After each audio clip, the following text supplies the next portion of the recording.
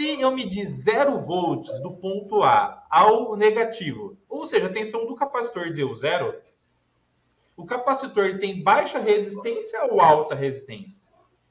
Ele tem uma resistência tendendo a 0. Resistência tendendo a 0 vezes qualquer corrente dá qual tensão?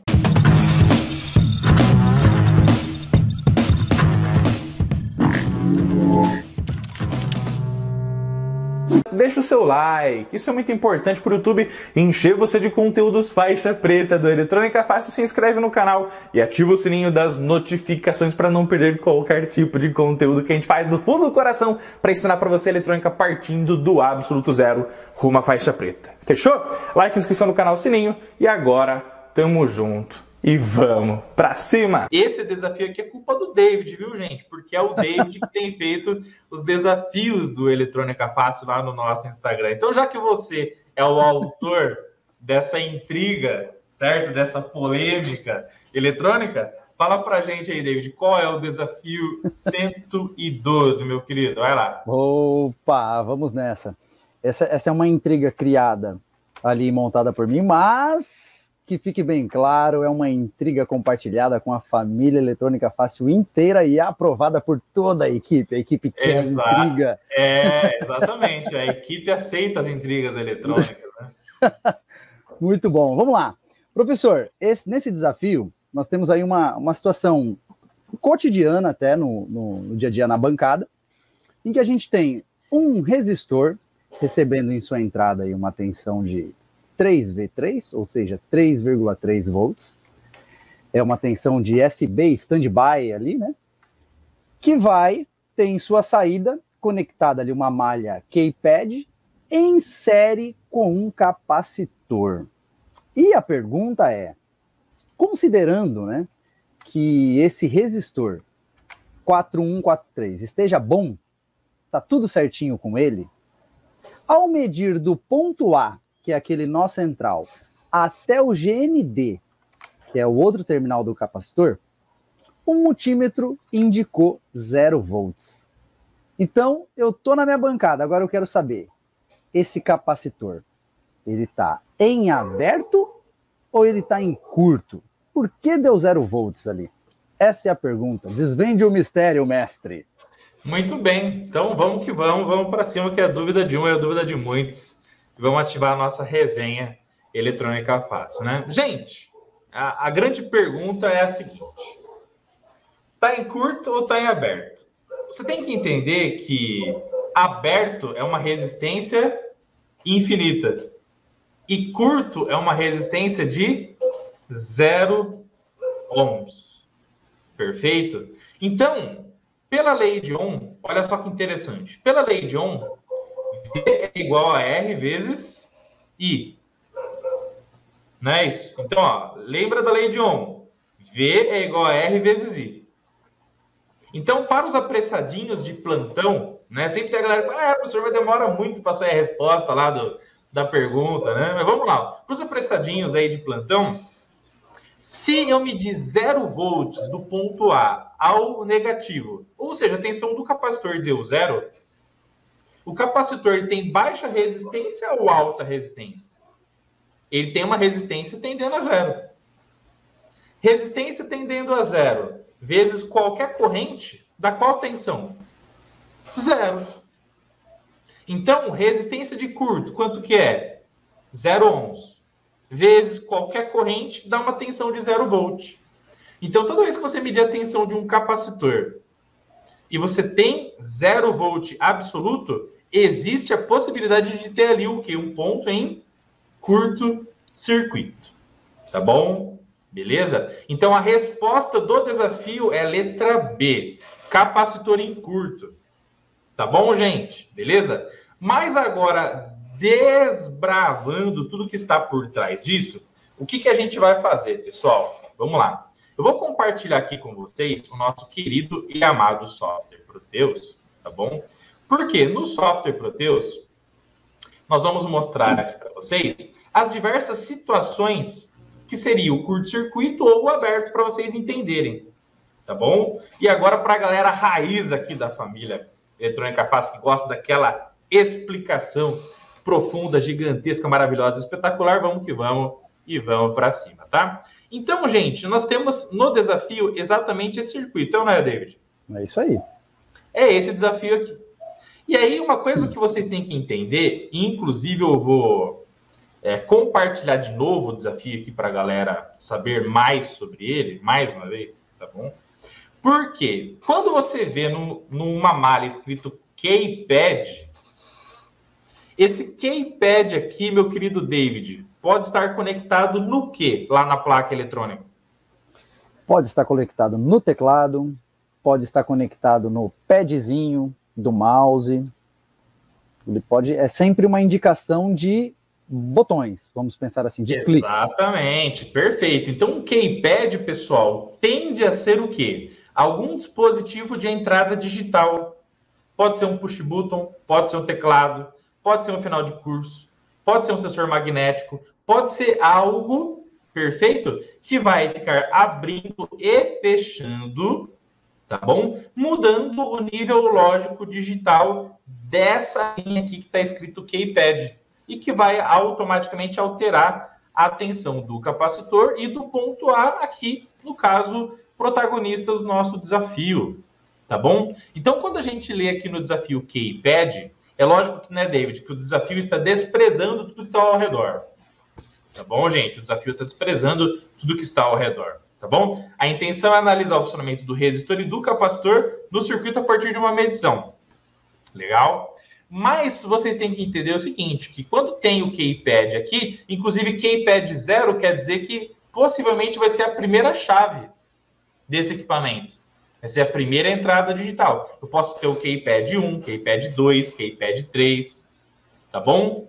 E aí, automaticamente, nós podemos entender também, pessoal, olha só que louco, tá? Que o professor Rodolfo gosta de desbravar o fantástico mundo da eletrônica, né?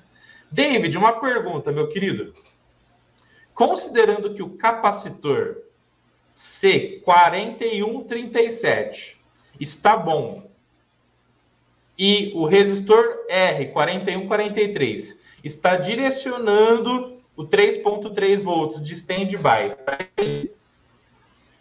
quando alimentarmos a placa, automaticamente esse nível de 3.3 vai ser direcionado para o capacitor e ele vai se carregar com 3.3 volts, correto? Correto. Perfeito. Então, qual é o nível lógico natural da placa eletrônica no ponto A?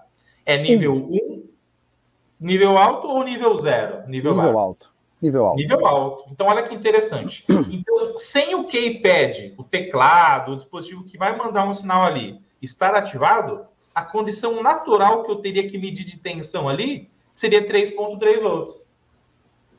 Que é a tensão que o capacitor se carregou, que é a tensão de nível lógico alto do sistema digital. Perfeito? Com certeza, esse sinal vai para um microcontrolador. E com isso, olha só que interessante, a gente já consegue entender e prever a tensão de alimentação do sistema digital dessa placa. Se esse cara aqui está mandando 3.3 volts para o capacitor, ele está estabilizando essa tensão vai para um sistema circuito digital, qual é a tensão de alimentação desse circuito digital? A chance muito grande que seja exatamente de 3.3 volts. E olha, com isso você consegue ainda ter mais conhecimento. Se aí tem 3.3 volts e o equipamento está sendo ligado na tomada, né, David? O que vai acontecer? Automaticamente nessa placa vai ter que ter uma fonte de alimentação. E se nessa placa tem que ter uma fonte de alimentação, uma hora ou outra vai ter que ter um regulador de 3.3 volts. Sim. E se nesse circuito eu meço a tensão de entrada aqui do resistor, que tinha que ter 3.3 volts de standby, eu não tenho nada, eu vou ter que me preocupar a origem desses 3.3 volts para poder achar o defeito desse sistema eletrônico, tá bom? Então vejam, gente, o quanto um pequeno trecho de circuito pode trazer para nós inúmeros conhecimentos, inúmeras possibilidades no mundo da eletrônica. Basta a gente querer buscar e desbravar esse conhecimento, Tá bom? Agora que eu já falei sobre o keypad, a leitura das entradas digitais, vamos aqui ao software Proteus. Vamos lá, ó. Então, pessoal, o que eu fiz aqui, ó? Se o David acabou de falar para a gente que aqui nós vamos ter o nível 1, o nível alto, tá? Que é o 3.3 volts, que o capacitor está carregando. Legal? Em condição natural, para que o circuito digital, que tem lá um microcontrolador, microprocessador, seja lá quem for, entenda quando o botão vai ser pressionado, se eu tenho 1 naturalmente, quando o botão for pressionado, eu preciso ter uma diferença desse nível 1 para que o microcontrolador saiba que alguma coisa diferente aconteceu no sistema. Então, se o 1 é o natural, para ele entender quando o botão for pressionado, o botão vai ter que mandar o quê, David? Nível? 0. E aí, por isso que eu desenhei esse trechinho desse circuito aqui para vocês, ó. Tá bom? Aqui eu usei, tá bom? Só para vocês entenderem, pessoal, o Power. Então, cliquei aqui em Terminal Mode no Proteus, Power, coloquei esse cara aqui. Esse cara aqui, ele tem naturalmente 5 volts, tá? E quando você coloca o GND, que é o Ground, ele é a nossa referência de 0 volts, tá? Por que eu vou usar 5 ao invés de 0? Porque no Proteus tem uma ferramenta maravilhosa, David, chamada Logic Probe. E o Logic Probe, ele indica para nós se aquele ponto está em nível 0 ou em nível 1. Só que ele funciona muito bem em 5 volts. Então, por isso que eu vou manter esse trechinho de alimentação em 5 volts, mas funcionaria do mesmo jeito em 3.3. Tá bom? Vamos analisar aqui rapidamente. Vou dar um play, ó. Olha lá, David. Qual é o nível lógico indicado aqui no Logic Probe? Olha só. Nível 1, nível alto, né? Nível alto. Perfeito. Então, os 5 volts foram direcionados através do resistor de 10K no capacitor de 100 nanofarad. Ele armazenou essa tensão e eu tenho um nível alto aqui, 5 volts. Quando eu aperto o botão, olha o que acontece, gente. A gente manda 0 volts, a gente mandou o potencial do ground aqui para o sistema digital que está lendo esse sistema. Então, esse botão aqui é o famoso keypad. Perfeito? Então, nível alto em standby. Esse nível alto garantido por esse sistema, pessoal, quer dizer que nós temos aqui um resistor de pull up, né? Pull up, perfeito. Um resistor que garante o nível alto quando o sistema está naturalmente nas suas condições de standby. Nada ainda aconteceu. Ele mantém nível alto. Apertando o botão, mandamos nível 0. E aí todas as cargas do capacitor foram descarregadas através do botão para o negativo. Então, quando o botão, o nosso keypad, está desacionado, capacitor estado totalmente carregado, nível 1 aqui. Apertou o botão, capacitor descarrega totalmente através do botão para o negativo, botão trouxe aqui o famoso nível 0, tá bom? Mas como é muito importante a gente mostrar, eu vou tentar, David, não sei se eu vou conseguir mostrar para a galera aqui o osciloscópio do Proteus. Tá bom? Eu acredito que... Ah, mostrou, né, o osciloscópio, né? Tá aparecendo. Putz, perfeito. Porque teve um dia que eu tentei fazer uma simulação aqui com a galera e não mostrou o osciloscópio, tá? Então, pô, perfeito, tá? Gente, aqui nós temos o osciloscópio, ó, olha só.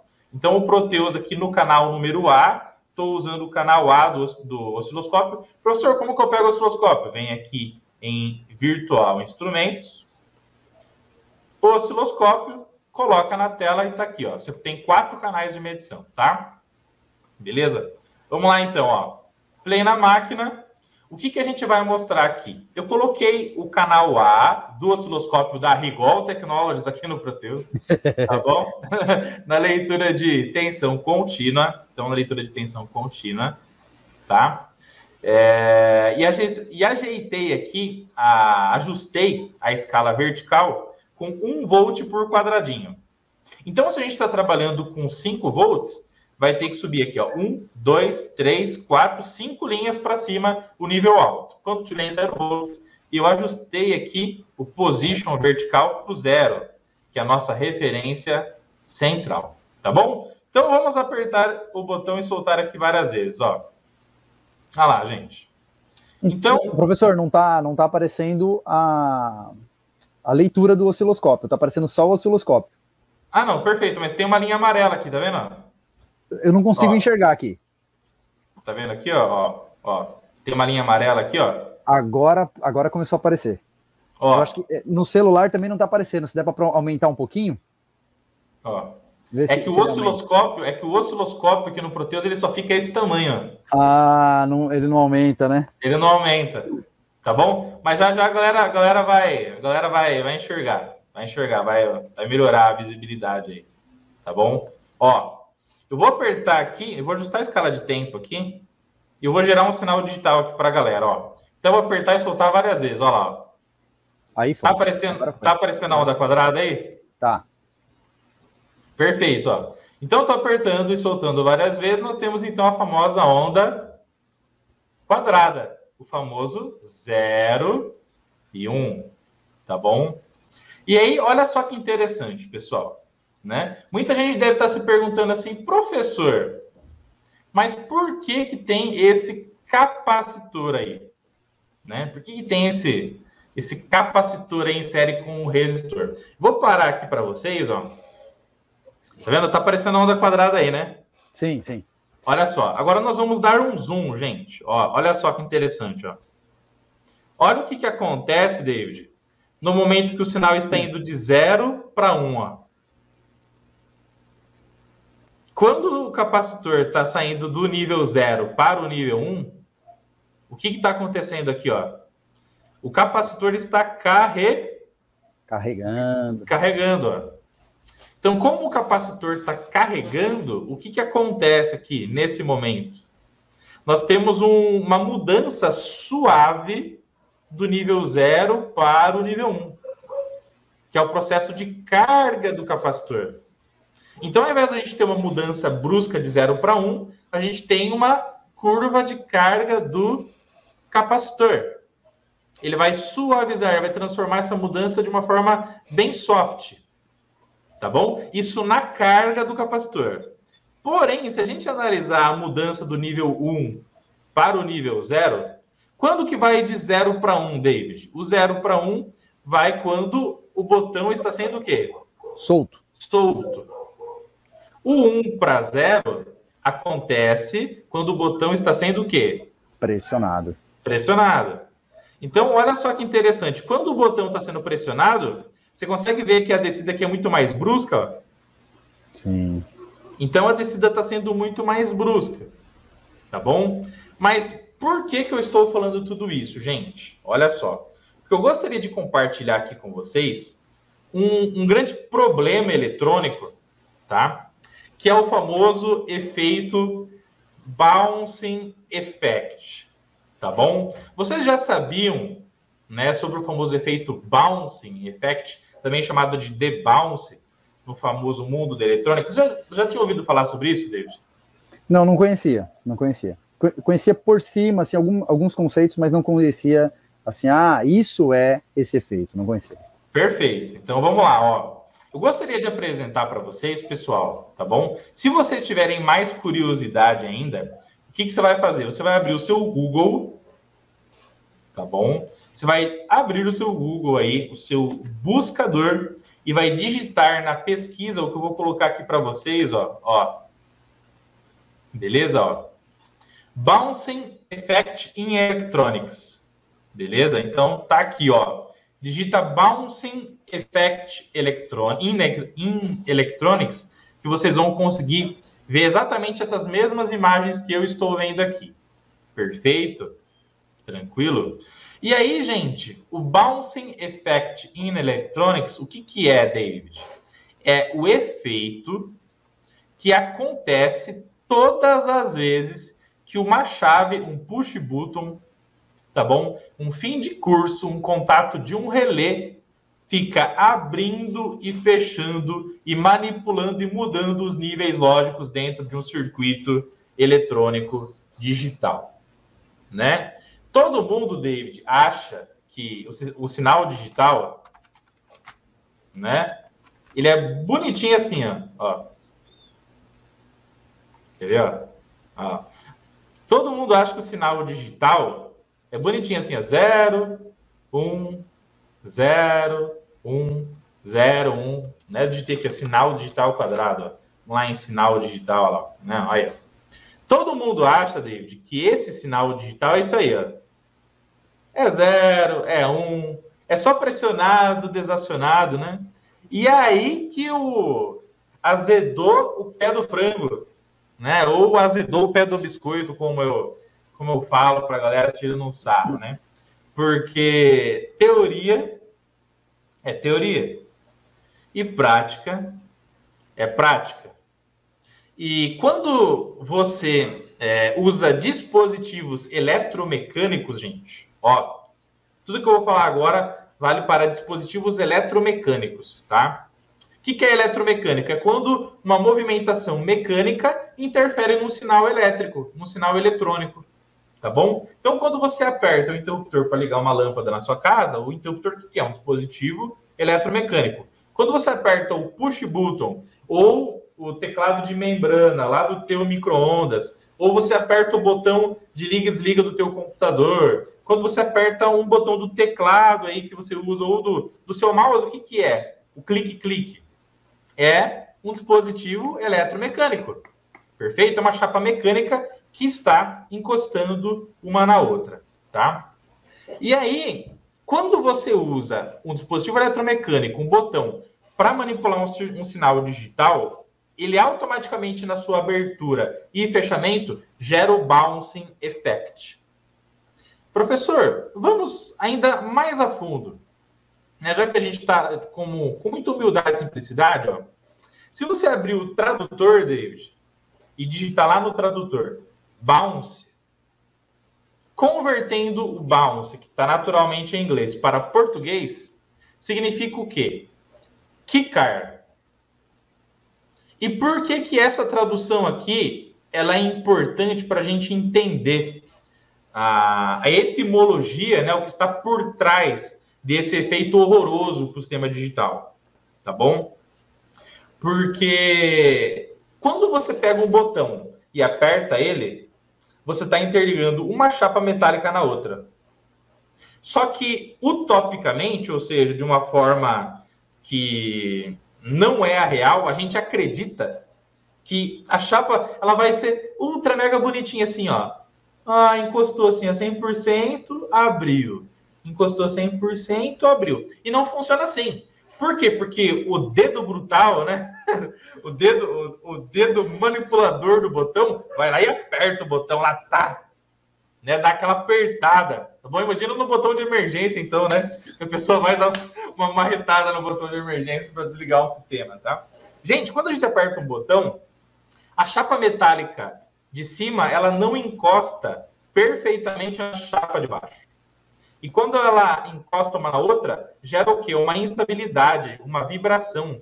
E quando você aperta o botão, então, e encosta uma chapa na outra, na verdade, ela dá alguns kicks. Ela dá uma tremida. Ela dá uma vibrada. E esse kick é o bounce.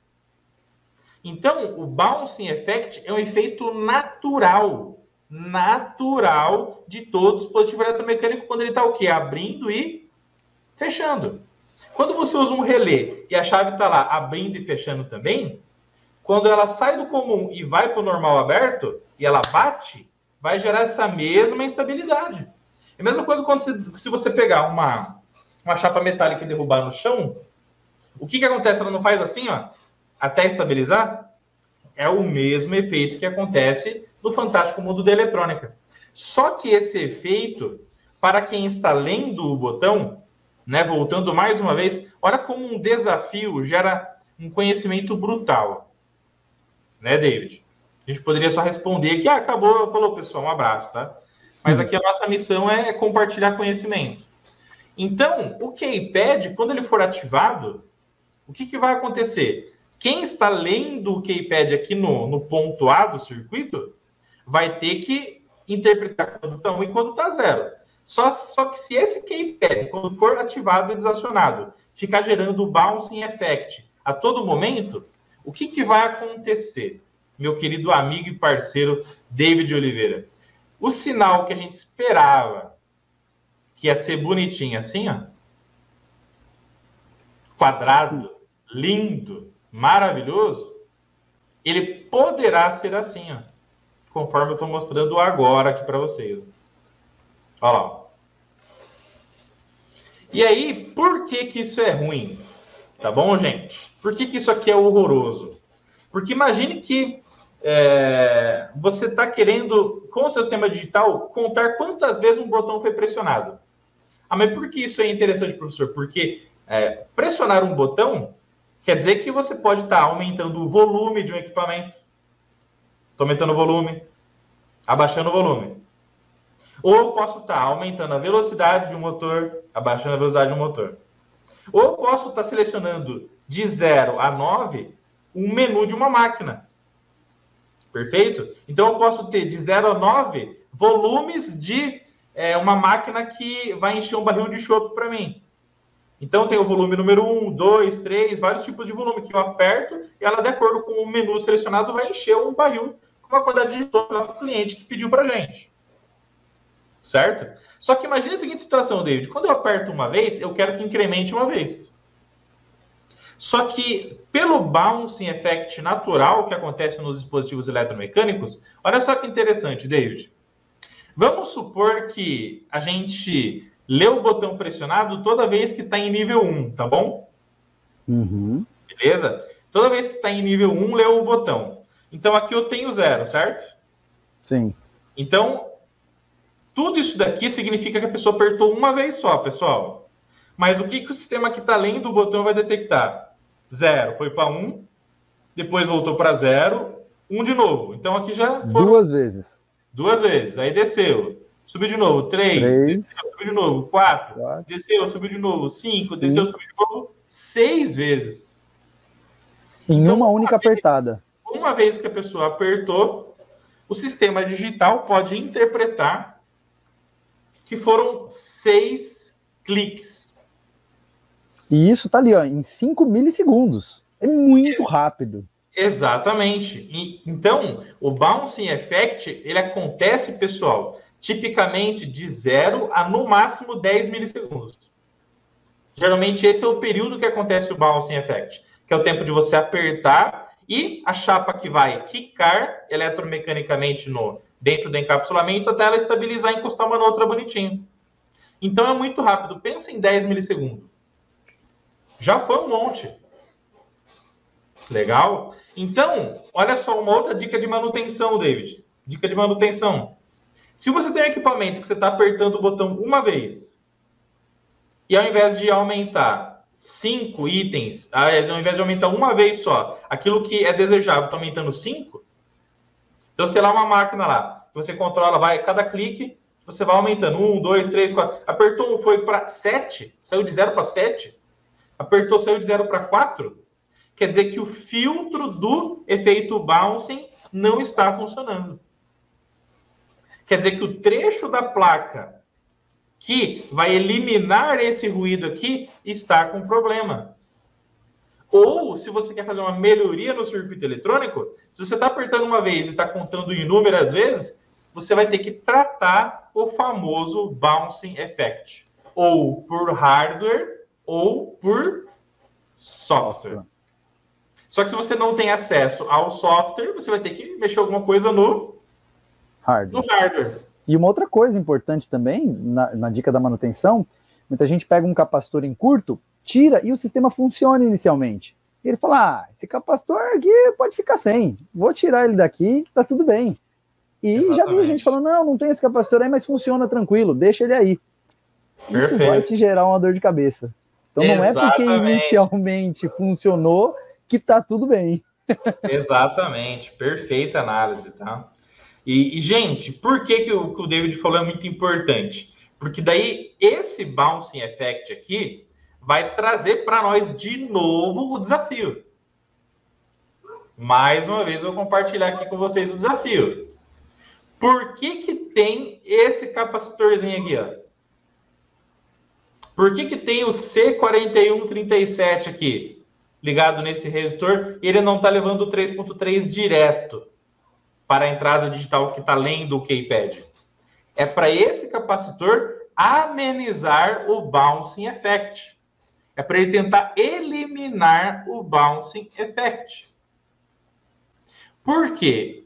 A função do capacitor é qual, David? Armazenar cargas elétricas. Armazenar energia. Então, quando você pega o capacitor e coloca nesse circuito aqui, dessa maneira, olha só que interessante, ó. A partir do momento que o capacitor está carregado com os 3.3 volts, ou 5 volts nesse caso, ele está estável, bonitinho. Apertou o botão, ele vai descarregar. Quando soltar o botão, o que vai acontecer?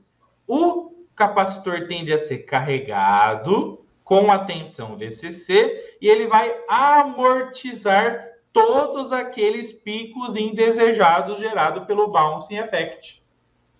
Então, ao invés de quando a pessoa soltar e pressionar o botão, a gente ter toda aquela instabilidade, como o capacitor está totalmente carregado ou descarregado, gradativamente controlado aqui o efeito da carga por esse resistor, e descarregando rapidamente, nesse caso, porque não tem o resistor de descarga, você tem uma subida suave e, nesse caso aqui, uma descida rápida.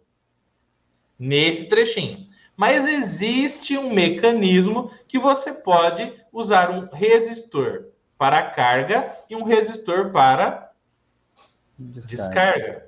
Que é bem comum também. Tá bom? Dessa maneira que eu estou mostrando aqui para vocês.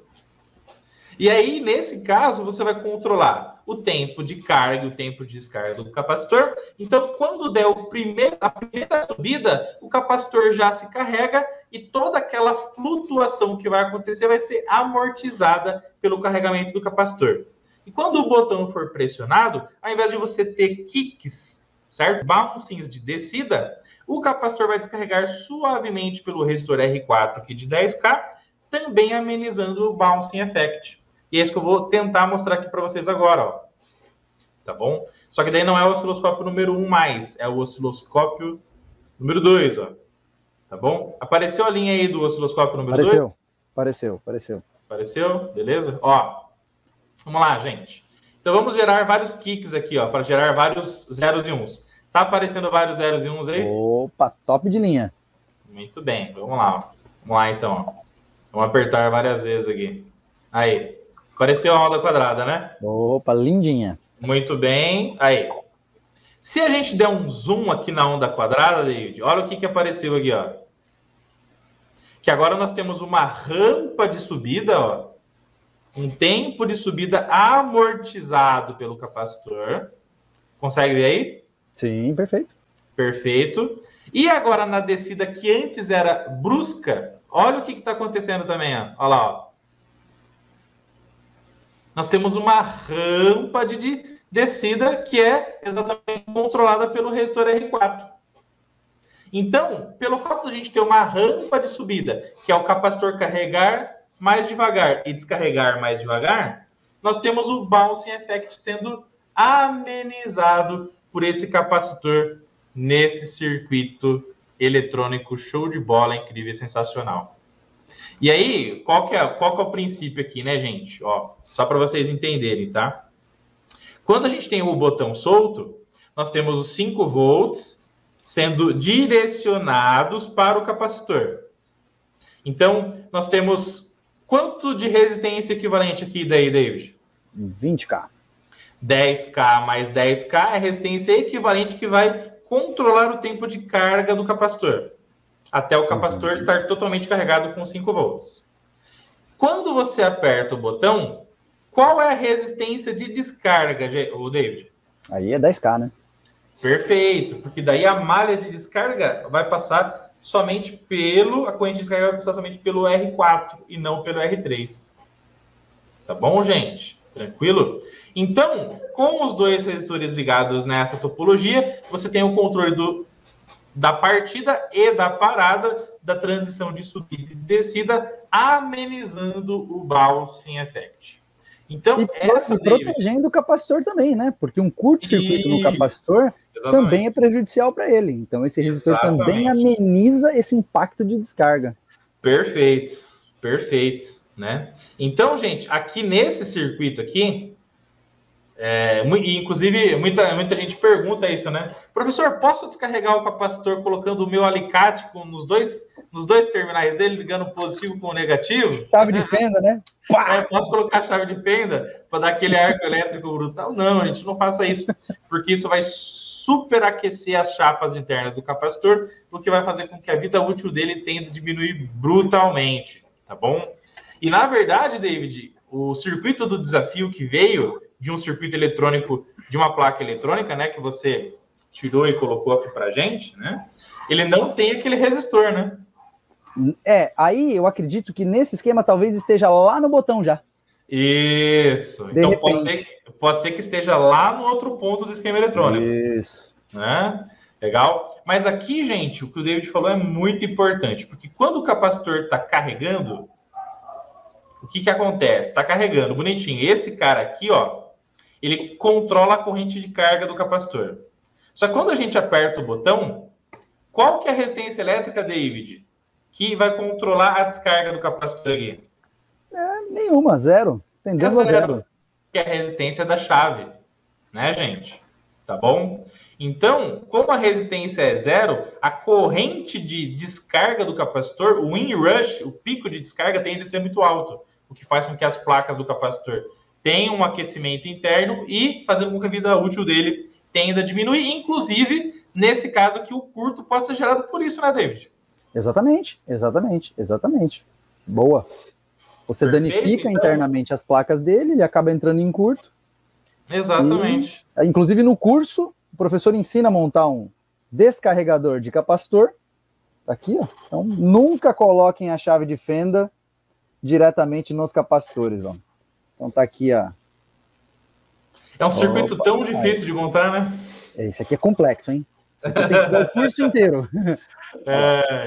É uma resistência de descarga, né, gente? Mas é claro assim, né? Vamos comentar aqui uma coisa importante também. Pessoal, como esse capacitor é de nanofarad, a quantidade de carga dele é bem baixinha.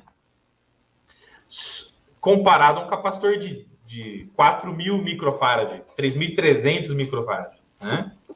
Porém, a quantidade de carga é proporcional ao quanto o capacitor é sensível. Ao quanto o material que ele é construído é sensível também. Então, assim como para ter um capacitor com uma maior capacitância e uma maior corrente de carga e descarga, você tem um material mais robusto, para cargas pequenas, materiais mais sensíveis, uma corrente de inrush no longo prazo, pode fazer com que esse capacitor venha a entrar em curto pelo superaquecimento, e o superaquecimento pode gerar oxidação, um mau funcionamento, e esse capacitor ia parar de funcionar, né? E aí, tem uma outra coisa muito curiosa, né, David? Porque, então, a gente entendeu, pessoal, que o capacitor estando em curto, olha lá, ó, é como se ele fosse uma resistência tendendo a zero. Se a resistência é tendendo a zero, qualquer corrente que passa por uma resistência a zero gera uma queda de tensão de 0 volt. Então, a tensão de 0 volt no capacitor sinaliza que ele está em curto. Esse capacitor entrando em curto, David, olha que interessante. Isso aqui traz mais uma coisa importante para a gente aprender. Se eu tenho um equipamento que o teclado vai conectado nessa malha e esse capacitor está em curto, o que isso pode gerar no funcionamento do equipamento se, por exemplo, essa aí é uma tecla de volume up, David? Não vai ficar ninguém em casa. Esse volume vai para o máximo a todo momento e a primeira suspeita do técnico vai ser o quê? Que o botão está disparado. Exatamente, pessoal. Olha só que louco, né? Como o nível 0 é o nível que o sistema digital entende que o botão está pressionado, né, David? Se o capacitor entrar em curto, ele vai mandar o 0 direto. Mandando o 0 direto, é como se a tecla de volume up tivesse apertada. Se a tecla de volume up está apertada, o que vai acontecer com o volume da TV ou de, sei lá, do home theater ou do que está sendo controlado? Vai tender a infinito. Né? Da mesma maneira que se isso aqui tivesse tratando um debounce de uma tecla lá de canal up, né? Você aumentar o canal de 5 para 6 para 7, vai ficar trocando o canal infinitamente. Né? Ou até não liga e desliga de computador, ligando e desligando o computador intermitentemente. Liga, desliga, liga, desliga. Ou desligando. Então. Né? Dando um master reset, por exemplo. Apertou o botão para ligar o computador uma vez. Apertou outra. Desligou. Apertou e não liga mais. Não liga. Pode ser que o botão travou ou que o capacitor de bounce está em curto. E aí ele entende que o botão continua pressionado ali e vai fazer com que o sistema digital interprete que o botão está continuamente pressionado e vai ficar mandando fazer isso a todo momento. Legal? Então, um capacitor em curto pode ter esse efeito indesejado, o efeito de como se a entrada digital estivesse continuamente ativada num sistema de funcionamento. Se esse cara, por exemplo, é um botão de emergência, é como se o sinal da emergência sempre tivesse ativado. E aí nada mais vai funcionar no processo. Legal? Se esse cara é o número 9 de um micro-ondas, perfeito, vai estar lá o número 9 toda vez. Isso não vai conseguir tirar o 9 de lá. Né? Tá bom? Então, pessoal, um capacitor em curto no protetor e amenizador do bouncing effect pode gerar essa sensação de continuidade do acionamento dessa entrada digital, tá bom? Se é um sensor de nível, né, David? Se é um sensor de nível, e olha como isso é perigoso. Olha como isso é perigoso, né? Se a gente está lendo um sensor, tá bom? Inclusive, eu vou compartilhar o sensor que eu vou falar aqui com vocês, né? Por isso que isso aqui se chama resenha eletrônica fácil, né, David? É muito conteúdo. Olha, eletrônica digital para medição de nível. Vamos ver aqui. Ó, vou tentar achar aqui, ó. Tá vendo aqui, David? Ó? Deixa eu compartilhar aqui. Eu vou compartilhar aqui com a galera. Uma boia que o pessoal usa para fazer medição de nível. Legal, para a galera aprender mais uma aqui interessante, tá? Olha lá. Então, aqui o que a gente tem, David? Um sensor de nível, né, magnético, onde quando a água sobe, o que acontece quando a água sobe? Aqui, ó, olha lá. Ó. A água sobe, ele vai subir, né? Ó, a água vai subindo, automaticamente vai interligar essa haste aqui, ó, aqui, e automaticamente o ímã, né, um sensor magnético, um ímã chega próximo ao outro, chegando próximo ao outro, ele entende que o sensor foi ativado, e aí isso aqui vai mandar o sinal para alguém, correto? Correto. Legal. Só que aí, se esse cara aqui vai mandar um sinal para alguém que trabalha com eletrônica digital, e esse sensor aqui está monitorando o nível máximo de uma caixa d'água, o que vai acontecer? O camarada vai ficar sem água, porque ele vai estar usando caixa cheia o tempo todo, por conta desse capacitor em curto, e ela não vai ser reabastecida, vai acabar sua água, vai ficar sem banho. Vai ficar sem banho ou o contrário. Se a gente pensar que a bomba estava enchendo a caixa e ela desliga quando... Sim. Entendeu? Legal.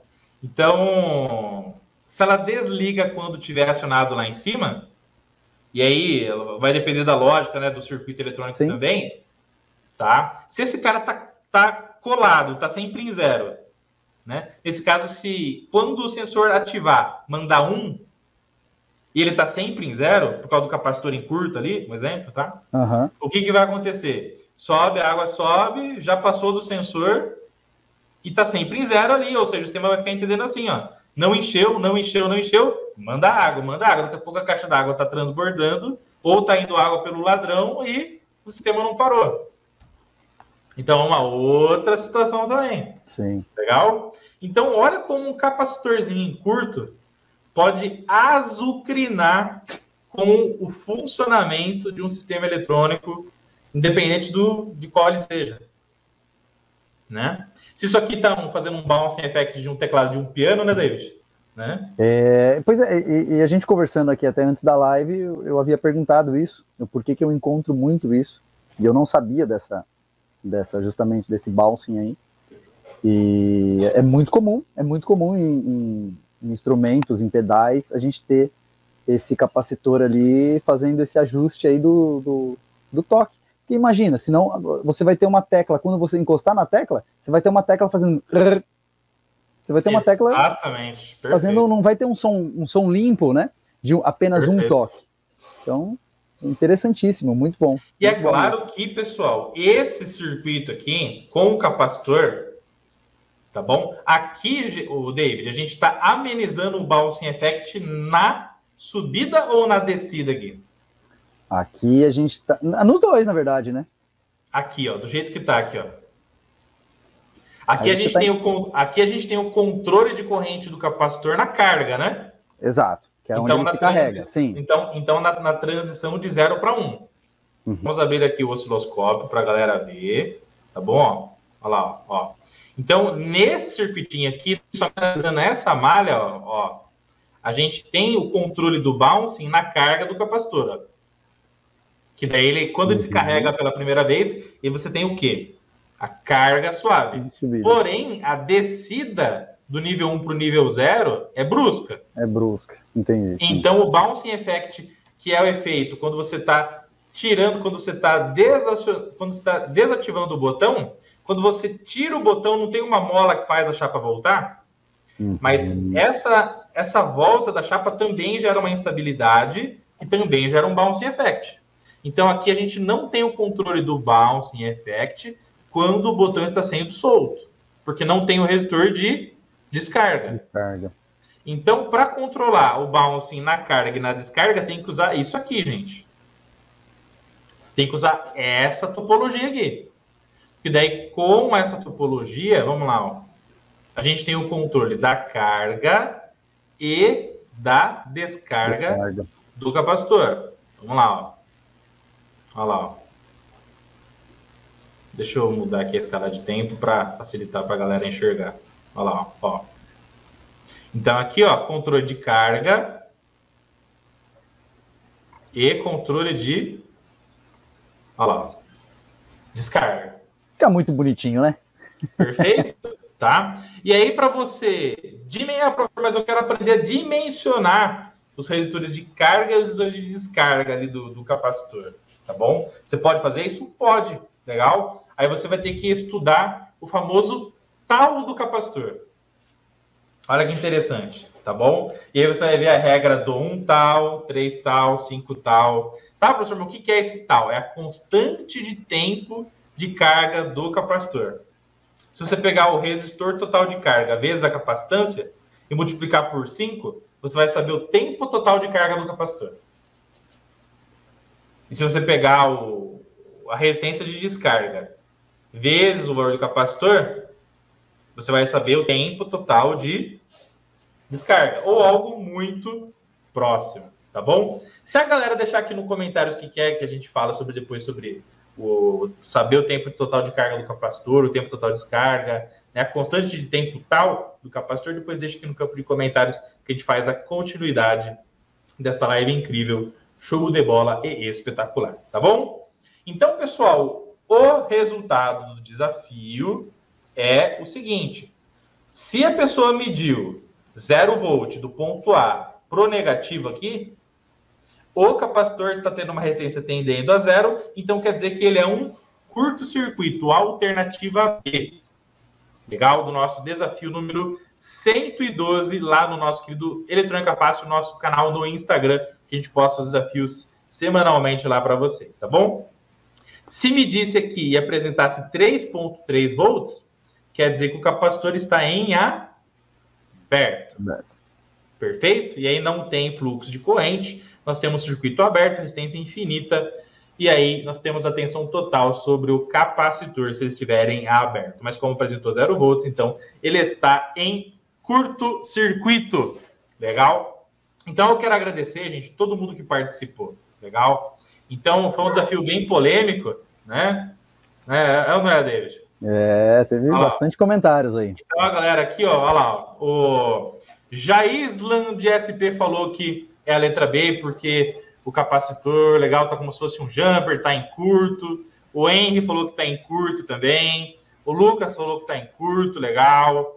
O Ademir falou que tá em curto. O Roberto falou que tá em aberto. Agora já aprendeu que tá em curto. O Electro Error falou que tá em aberto. Falou que não faz sentido, tá em curto e tal. A residência lá faz precisamente a negação de estar em curto e tal. Então já todo mundo já aprendeu agora que o capacitor do desafio 112 tende a estar em curto circuito. Fechou? Beleza?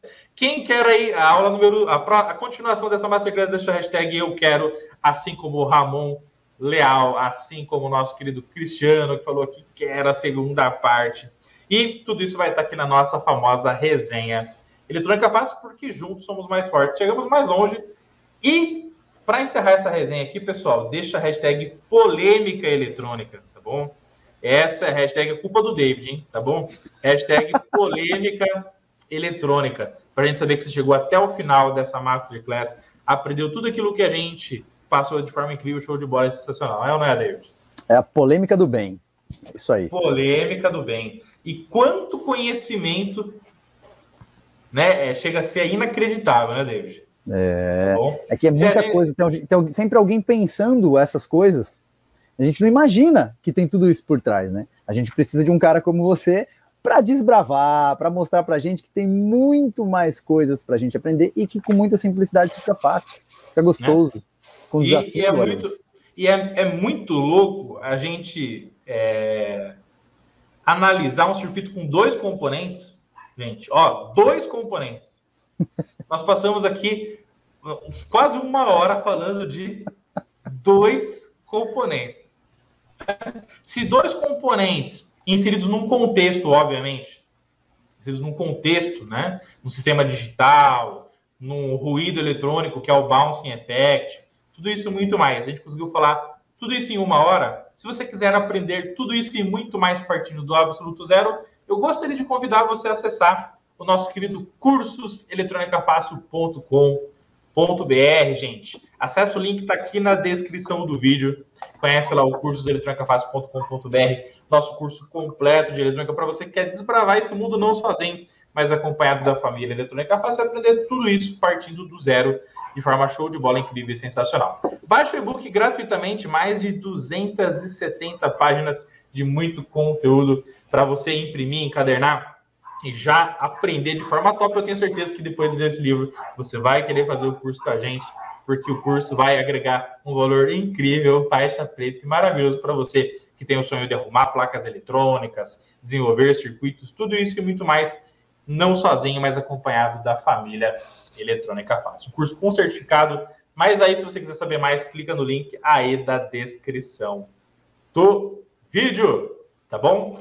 Para encerrar, não esquece que se você quer turbinar sua bancada de eletrônica, assim como a do David, né? Quer deixar sua bancada de eletrônica maravilhosa, assim como a do David, incrível, faixa preta e espetacular?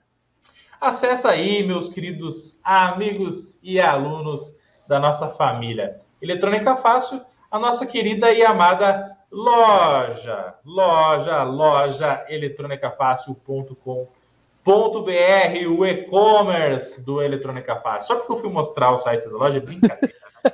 Tá bom? Travou. É brincadeira, é o seguinte, cara. Não tem, falar para você. Ao vivo é isso. Só, isso, inclusive, isso daqui acabou com a edição, né, da minha lá, da Masterclass. Depois vou ter que pegar e cortar de novo. Então, se você quer turbinar a sua bancada de eletrônica, acesse aí loja eletronicafácil.com.br e conheça todos os produtos. Inclusive, pessoal, fazendo um cadastro aqui na loja, você ganha 5% de desconto na sua primeira compra, tá bom? Então, fazendo um cadastro rapidinho, você ganha um cupom de 5% de desconto na primeira compra. E nós criamos 2 kits sensacionais de soldagem aqui, David, tá bom? Opa, eu vi nos avisos do curso. Olha lá. Então, o primeiro kit, pessoal, é um kit que te dá um descontão sensacional, legal? Para você que quer turbinar sua bancada com um kit que vai te trazer todos os produtos para você fazer uma soldagem em faixa preta e uma limpeza de placa profissional no pós, pré-soldagem, tudo isso e muito mais, esse kit é ideal para você, porque ele tem o Soldatec, pasta para soldar em Plastec, fluxo pastoso, fluxo líquido no clean, resinoso, o álcool isopropílico e a escova de limpeza antiestática, tá bom? Então, comprando, se você quiser comprar separadamente os itens, pode, mas se comprar o kit já ganha mais um desconto. Perfeito? Então, vale a pena comprar esse kit show de bola na loja eletronicafácil.com.br. O outro kit é o kit para você que quer começar a fazer a sua soldagem eletrônica, David. Então, se a galera quer começar a fazer a soldagem aí, precisa de um ferro de solda, suporte, a solda, a liga de estanho, Soldatec e um sugador, mais um kit show de bola para você que quer fazer as suas primeiras soldagens e dessoldagens, manutenções de placas eletrônicas. Tá bom? Fechou, meus queridos? Beleza? Se vocês têm dúvidas e perguntas sobre eletrônica, deixa aqui no campo de comentários que a gente vai responder, legal? Na próxima live, na próxima Masterclass. Outra coisa, pessoal, quero agradecer mais uma vez a Rigol Technologies. A Rigol Technologies é o nosso patrocinador master, legal? E é uma empresa que tem equipamentos de ponta, com osciloscópio, gerador de funções, fontes de bancada, carga eletrônica, analisador de espectro, tudo isso e muito mais. E se você quer turbinar sua bancada com osciloscópio, gerador de funções e outros equipamentos, da Rigol Technologies tem o cupom EFÁCIL5. E usando o cupom EFÁCIL5, você ganha 5% de desconto em qualquer equipamento da Rigol no Brasil. O link está aqui na descrição do vídeo. E detalhe, você pode escolher a loja ainda. Qualquer loja que vende a Rigol, usou o cupom EFÁCIL5, você ganha 5% de desconto. Tá bom? Muito obrigado, Rigol Technologies, por ser o nosso parceiro e o patrocinador aqui da família Eletrônica Fácil. Legal? David, muito obrigado por tudo, meu querido. Muito obrigado por ser o nosso parceiro de live. E eu vejo você numa próxima Masterclass, se Deus assim permitir. Muito obrigado, um abraço a todos e nos vemos em breve. Um abraço a todos, tamo junto, hashtag polêmica eletrônica, valeu, um abraço e vamos pra cima. Tchau, tchau.